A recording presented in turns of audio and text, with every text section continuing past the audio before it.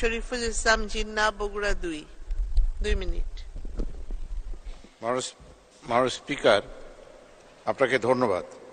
আমার নোটিশের উত্থাপনের বিষয় আমার নির্বাচনী এলাকা 37 বগুড়া 2 এর ভিতর দিয়ে প্রবাহিত করতোয়া নদী খনন প্রসঙ্গে। আসসালামু আলাইকুম। 4.5 লক্ষ অধ্যুষিত জনসংখ্যা অধ্যুষিত শস্য ভাণ্ডার খাত আমার নির্বাচনী এলাকা 37 বগুড়া 2 শিবগঞ্জ। আমার নির্বাচনী এলাকার মধ্য দিয়ে করতোয়া নদী প্রবাহিত। প্রবাহমান এই নদীটি কৃষি, খামারবাড়ি ও ব্যবসা প্রভৃতি ক্ষেত্রে গুরুত্বপূর্ণ ভূমিকা রাখে।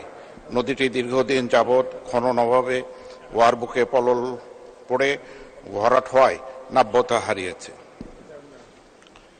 যে কারণে বর্ষা মৌসুমে নদীতে পানি ধারণ ক্ষমতা থাকে না বললেই চলে।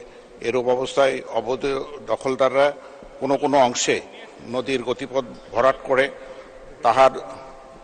তাদের দখলে রাখছে, যার ফলে নাব্যতা হ্রাস, জলবায়ু পরিবর্তনের বিরূপ প্রভাবে আমার সংসদীয় এলাকার কৃষি জমি সহ জীববৈচিত্র্য মারাত্মক হুমকির সম্মুখীন।